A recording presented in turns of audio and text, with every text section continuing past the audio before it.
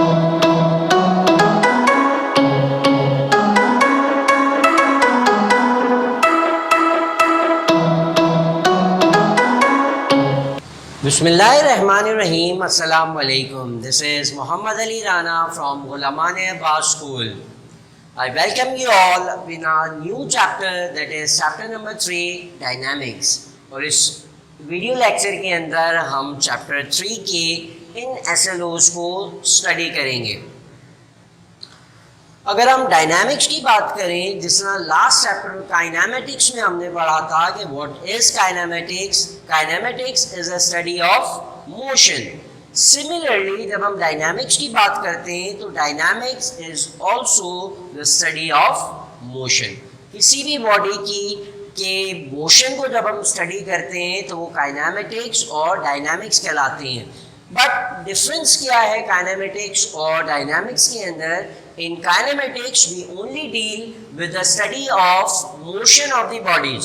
हम बॉडी के सिर्फ मोशन को डील करते हैं, हम उस मोशन के कॉज को डील नहीं करते। इस चैप्टर नंबर 3 का डायनामिक्स के अंदर हम मोशन स्टडी करेंगे with reference to the cause of the motion, कि बॉडी के अंदर जो मोशन है उसका कॉज क्या है। और हम इस एसएलओ में देखेंगे कि किसी भी बॉडी के अंदर जो मोशन होता है उसका कॉज हमेशा फोर्स होती है। तो सबसे पहला जो एसएलओ है हमारे पास, describe the concept of force with SI unit. इस एसएलओ के अंदर, इस टॉपिक के अंदर हम फोर्स के बारे में पढ़ेंगे कि what is force. For example, कोई एक ऑब्जेक्ट है या फिर एक चेयर है तो कि यहाँ पर रखी हुई है। अगर वो चेयर वहां से इस पोजीशन पे आ जाती है तो क्या इसका मतलब ये है कि वो खुद ब खुद आ सकती है? नहीं आ सकती। इसी तरह से फॉर एग्जाम्पल एक कार है जो कि एक पॉइंट पे खड़ी है। अगर हम थोड़ी देर बाद उसको देखते हैं तो वो कार जो है वो वहां से मूव होके एक दूसरी पोजीशन पे चली जाती है, तो क्या वो कार खुद ब खुद अपनी पोजीशन चेंज करके जा सकती है? बिल्कुल नहीं जा सकती। तो जब भी कोई बॉडी अपनी पोजीशन चेंज करती है, एक जगह से दूसरी जगह पे मूव हो रही है या बॉडी जो है वो मोशन पजेस कर रही है, तो उसका मतलब ये हुआ कि कोई भी बॉडी जो है वो अपनी स्टेट को चेंज नहीं कर सकती आसानी से। वो रेस्ट से मोशन में या मोशन से रेस्ट में खुद ब खुद नहीं आ सकती। For this we need an agent that can perform this task, and this agent is known as force। कि वो चीज जो कि बॉडी की स्टेट को चेंज कर देती है। अगर कोई बॉडी रेस्ट में है, उसको मोशन में लाना हो हमें, जैसे फॉर एग्जांपल कार है, कार को अगर हमें मोशन में लाना है तो हम विदाउट फोर्स नहीं ला सकते।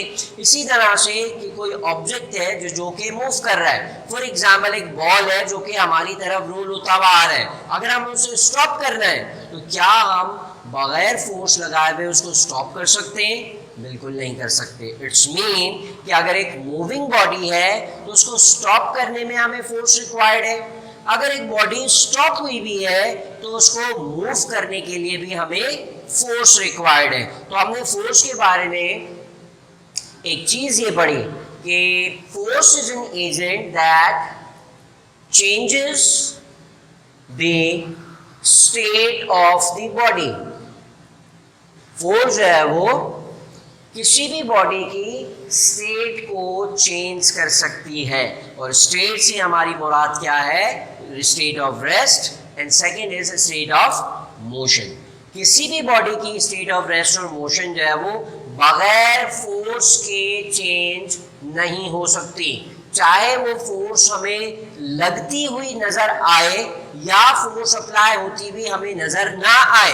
जैसे फॉर एग्जांपल गाड़ी को हम धक्का लगा के स्टार्ट कर रहे हैं तो हमें नजर आ रहा है कि जो पर्सन पुश कर रहा है उस कार को वो फोर्स अप्लाई कर रहा है। इसी तरह से एक फैन ऑफ है, अगर मैं बटन को ऑन करता हूं तो बटन ऑन करने से फैन मूव करने लग जाता है। तो यहाँ हमें फोर्स नजर नहीं आ रही कि फोर्स कौन लगा रहा है, कहाँ से लग रही है, कौन सी लग रही है, हमें फोर्स नजर नहीं आ रही। बट हमें ये नजर आ रहा है कि there is a change in state of the body. फैन स्टेट ऑफ रेस्ट में से स्टेट ऑफ मोशन में आ गया। This means that there must be a force that changes the state of the fan, because without the presence of force a body cannot change its state. Similarly, जब एक ball को हम जमीन पे role करते हैं तो रोल करने से क्या होगा? क्या वो हमेशा मूव करती रहेगी?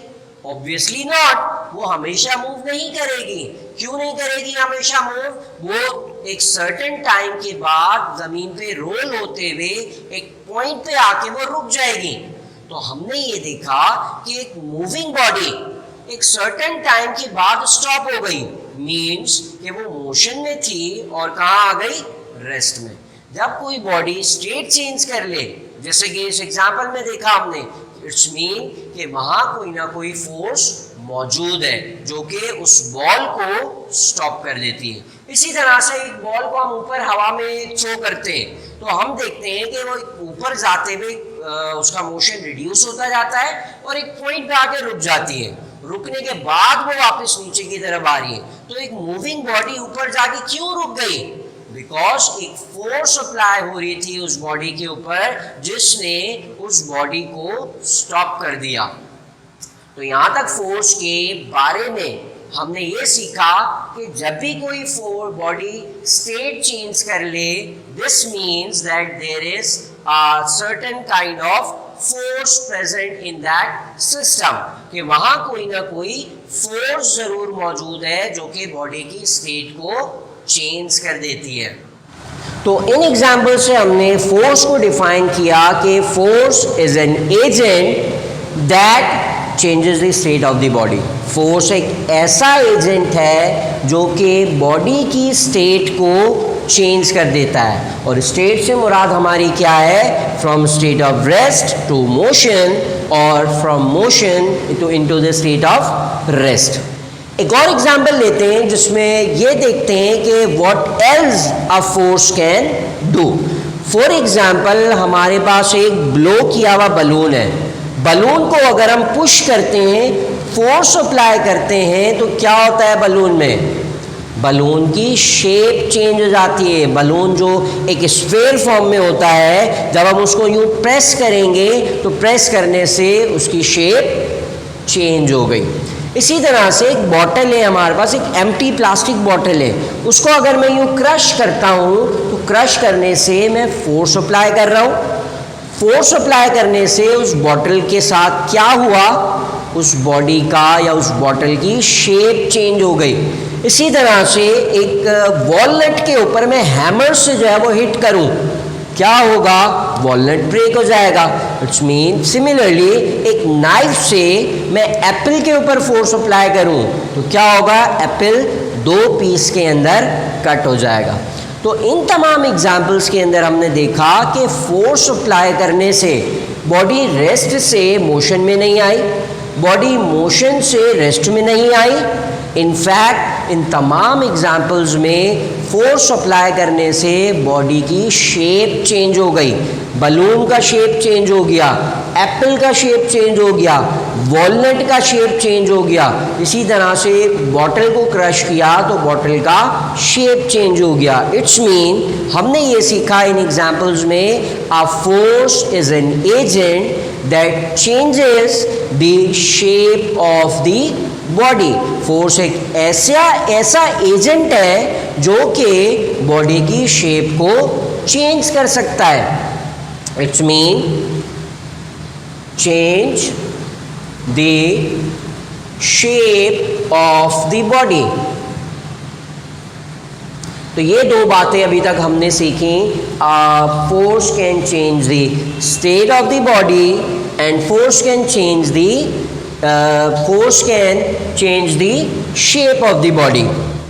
अच्छा, एक और एग्जांपल अब हम देखते हैं कि फॉर एग्जांपल एक फुटबॉल प्लेयर है, उसके पास कोई दूसरा प्लेयर जो है वो पास करता है बॉल को, तो वो सेकंड वाला जो प्लेयर है वो अपने पाँव से हिट करके जस्ट उसकी डायरेक्शन चेंज कर देता है। फॉर एग्जांपल यहाँ से उसको पास मिलता है और वो अपने पाँव से हिट करके उसको गोल पोस्ट के अंदर जो है वो बॉल को पहुँचा देता है। तो उस प्लेयर ने बॉल की जो है वो स्टेट को चेंज नहीं किया, बॉल मूव हो रही थी और हिट करने के बाद भी मूव कर रही है। इसी तरह से हॉकी प्लेयर भी इसी तरह से करते हैं कि पास लेने के बाद हॉकी स्टिक से उसको हिट करते हैं, हिट करने के बाद जो है वो गोल पोस्ट के ऊपर जो है पहुंचा देते हैं बॉल को।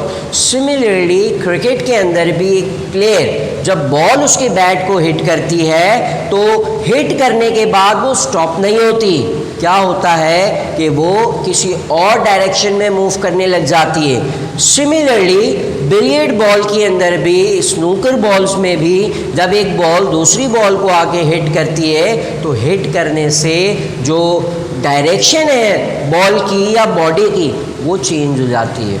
इट्स मीन इन एग्जाम्पल्स के अंदर हमने ये देखा कि जब फोर्स अप्लाई होती है तो फोर्स के अप्लाई होने से बॉडी की डायरेक्शन भी चेंज हो सकती है। फॉर एग्ज़ाम्पल अगर कोई ऑब्जेक्ट हमारी तरफ थ्रो किया जाए, सडनली हमारी तरफ कोई ऑब्जेक्ट थ्रो किया जाए तो हम फ़ौरन से अपने आप को सेव करने के लिए उसके ऊपर फोर्स अप्लाई करेंगे और फोर्स अप्लाई करने से क्या होगा कि वो ऑब्जेक्ट जो है वो अपनी डायरेक्शन चेंज कर लेगा। तो हमने जब फोर्स अप्लाई की अपने आप को सेव करने के लिए तो उस ऑब्जेक्ट की डायरेक्शन चेंज हो गई। सो इन शॉर्ट हमने ये इन एग्जाम्पल्स के अंदर ये सीखा, a force can change the direction of body. So in short अगर हम इन चीज़ों को कंबाइन करें और कंबाइन करने के बाद डिफाइन करें कि what is force, so a force is an agent that can changes the state of the body, that can changes the shape of the body, and that can change the direction of the body.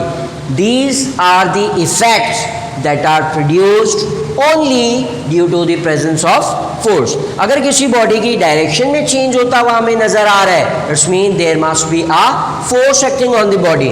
Similarly अगर हमें किसी body की shape में change होता हुआ नजर आ रहा है, it's mean there is a presence of force. Similarly अगर किसी बॉडी की स्टेट में चेंज आ रहा है, it's mean there is a force acting on that body. So ये हमारे पास कुछ एग्जाम्पल्स थी, कुछ इफेक्ट्स थे that are produced by the application of force. So अगर हम फोर्स की सिंबल की बात करें, सो फोर्स को हम सिंबॉलिकली रिप्रेजेंट करते हैं बाय कैपिटल एफ और मेजर करते हैं हम in SI unit in Newton's, और न्यूटन को हम सिंबॉलिकली कैपिटल एन से रिप्रेजेंट करते हैं। तो फोर्स हमेशा किस में मेजर होती है? The SI unit is Newton, जिसको हम एन से रिप्रेजेंट करते हैं। सिमिलरली फोर्स के लिए जो फॉर्मूला है, it is equal to mass into acceleration. F is equals to M A, where M is mass and A is acceleration. तो ये हमारे पास फॉर्मूला है फोर्स का, जिसमें मास और एक्सेलरेशन ये दोनों आपस में मल्टीप्लाई होके हमें जो रिजल्ट देंगे, it is equal to the force. अब हम जो है वो आ जाते हैं नेक्स्ट एसएलओ की तरफ, जिसमें कुछ टाइप्स ऑफ फोर्सेस जो कि डेली लाइफ में हमारे पास एग्जिस्ट करती हैं उनके बारे में जस्ट डिस्क्रिप्शन देखते हैं ब्रीफ सा, और कुछ एग्जांपल्स देखेंगे कि वो फोर्सेस जो है वो डेली लाइफ में कहाँ कहाँ पर मौजूद होती हैं। लाइक जनरली अगर हम बात करें कि व्हाट इज़ फोर्स, तो फोर्स के लिए हमने कह दिया push and pull. Push and pull on the body is called force. जैसे फॉर एग्जाम्पल हम किसी भी ऑब्जेक्ट को एक जगह से दूसरी जगह मूव करने के लिए फोर्स अप्लाई करते हैं तो it is a drag force. यहाँ हमारे पास मौजूद है ड्रैग फोर्स का मतलब है किसी भी ऑब्जेक्ट को फोर्स लगा के उसकी पोजीशन चेंज करना। जैसे एक टेबल को मैं एक जगह से दूसरी जगह पे लेके जा रहा हूँ, it is a drag force जो मैं अप्लाई की मैंने। इसी तरह से अगर एक कार है उसको धक्का लगा के एक पॉइंट से दूसरे पॉइंट पे लेके जा रहा हूँ, it is a drag force. इसी तरह से जब भी एक ऑब्जेक्ट की पोजीशन चेंज करते हैं हम उसके ऊपर फोर्स अप्लाई करके, तो it is a drag force. फिर हम आ जाते हैं, हमारे पास एक और फोर्स मौजूद है, that is gravitational force.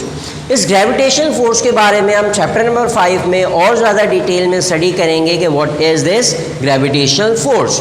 In short और इन सिंपल, फॉर एग्जाम्पल इस ऑब्जेक्ट को मैं एयर में रिलीज़ कर देता हूँ तो ये डाउनवर्ड डायरेक्शन में अट्रैक्ट हो जाएगा ड्यू टू ग्रेविटेशनल फोर्स। तो अर्थ जो है वो इस बॉडी के ऊपर जो फोर्स अप्लाई कर रही है ताकि इसको अपनी तरफ अट्रैक्ट कर सके, उसको हम जो है वो ग्रेविटेशनल फोर्स या वेट फोर्स कहते हैं। इसी तरह से सन के अराउंड जो है वो अर्थ और बाकी दूसरे प्लैनेट जो है वो मूव कर रहे हैं। So there is a force of attraction between sun and the other planets, that force is gravitational force. Gravitational force की वजह से तमाम प्लैनेट्स सन के अराउंड मूव कर रहे हैं एंड मून जो है वो और दूसरे जो सैटेलाइट्स हैं वो अर्थ के अराउंड एक सर्कुलर पाथ में मूव कर रहे हैं due to the presence of gravitational force. Then हम बात करें फ्रिक्शनल फोर्स की, तो फ्रिक्शनल फोर्स का मतलब है कि ऐसी फोर्स जो कि मोशन को अपोज करती हो। कोई भी बॉडी जब मूव कर रही है और मूव करने के बाद उसका मोशन रिड्यूस होता जाता है और फाइनली अगर वो एक पॉइंट पे आके स्टॉप हो जाती है, तो इसका मतलब है कि वहाँ पर कोई ग्रेविटेशनल फोर्स वहाँ पर कोई फ्रिक्शनल फोर्स मौजूद है। लाइक फॉर एग्जांपल एक पेंडुलम को हम यहाँ डिस्प्लेस करके रिलीज कर दें तो पेंडुलम यूँ वाइब्रेट करेगा और वाइब्रेट करने के बाद एक पॉइंट पे आके यहाँ पे स्टॉप हो जाएगा। तो मोशन से बॉडी को रेस्ट में ले आई एक चीज़, तो उस फोर्स को या उस एजेंट को हम क्या कहते हैं, it is frictional force. Frictional force का अगर हम यूज़ देखें तो जब हम चॉक से या मार्कर से या पेंसिल से किसी पेपर के ऊपर लिख रहे होते हैं तो it is due to the presence of frictional force. इसी तरह से जब हम ग्राउंड के ऊपर फ्लोर के ऊपर चल रहे होते हैं, चलने के दौरान जो है वो फ्रिक्शन होती है जो कि हमें हेल्प कर रही होती है चलने में। तो और दूसरी बहुत सारी जो है वो एप्लीकेशन है इस फ्रिक्शनल फोर्स की जो कि हम इस चैप्टर के लास्ट टॉपिक के अंदर भी ज़्यादा डिटेल में पढ़ेंगे। So in short what is frictional force? ऐसी फोर्स जो कि एक बॉडी को मोशन से रेस्ट में ले आती हो, जो मोशन को अपोज करती हो या जो मोशन को रिड्यूस करती हो, ऐसी फोर्स को हम क्या कहते हैं, it is frictional force. Next force की तरफ देखें तो नेक्स्ट फोर्स हमारे पास है इलेक्ट्रोस्टैटिक फोर्स। इलेक्ट्रोस्टैटिक फोर्स का मतलब है कि अगर कोई फोर्स एग्जिस्ट करती है बिटवीन चार्जेस, जैसे कि हमें पता है कि matter composed of atoms and atom composed of tiny particles और subatomic particles that are electrons, protons and neutrons. Electrons और प्रोटॉन्स में हमें पता है पॉजिटिव और नेगेटिव चार्ज होता है। तो दो चार्जेस के दरमियान जो फोर्स एग्जिस्ट करती है, और ये फोर्स अट्रैक्टिव भी हो सकती है और ये फोर्स रिपल्सिव भी हो सकती है। तो जब चार्जेस के दरमियान फोर्स ऑफ अट्रैक्शन या फोर्स ऑफ रिपल्जन एग्जिस्ट करे, ऐसी फोर्स को हम क्या कहते हैं, इट इज़ इलेक्ट्रोस्टैटिक फोर्स। इस इलेक्ट्रोस्टैटिक फोर्स को डेली लाइफ में अगर हम देखें तो बहुत सारी जगहों पे जो है वो ये इलेक्ट्रोस्टैटिक फोर्स का यूज़ किया जाता है। लाइक कार को पेंट करने में जो है वो इलेक्ट्रोस्टैटिक कार पेंटिंग की जाती है। इसी तरह से जो फोटोकॉपियर मशीन होती है या फिर हमारा जो प्रिंटर मशीन होती है उसके अंदर भी ये इलेक्ट्रोस्टैटिक फोर्स इन्वॉल्व होती है। नेक्स्ट हम बात करें मैग्नेटिक फोर्स की, तो मैग्नेटिक फोर्स का मतलब है ऐसी फोर्स जो कि एग्जिस्ट करती है between the poles of a magnet. Magnet के पोल्स के दरमियान जो फोर्स एग्जिस्ट करती है इसे हम मैग्नेटिक फोर्स कहते हैं। लाइक इलेक्ट्रोस्टैटिक फोर्स जिसमें इसका नेचर अट्रैक्टिव रिपल्सिव दोनों होता है, सिमिलरली मैग्नेटिक फोर्स का नेचर भी अट्रैक्टिव और रिपल्सिव दोनों हो सकता है। तो ये था आज का हमारा लेक्चर जिसमें हमने फोर्स को डिस्क्राइब किया कि what is force and what are the effects that are produced by the application of force. साथ साथ हमने फोर्स का फॉर्मूला और फोर्स का एसआई यूनिट भी जो है वो सीखा। साथ साथ हमने कुछ टाइप्स ऑफ फोर्सेस का एक ब्रीफ सा डिस्क्रिप्शन किया कि what are these types of force and daily life के अंदर ये फोर्सेस कहाँ कहाँ एक्ट कर रही होती हैं। So this was today's lecture. इंशाल्लाह नेक्स्ट क्लास के अंदर इसी चैप्टर के एक और एसएलओ के साथ दोबारा हाजिर होंगे। Until we meet again, this is Mohammad Ali Rana signing out. अल्लाह हाफिज़।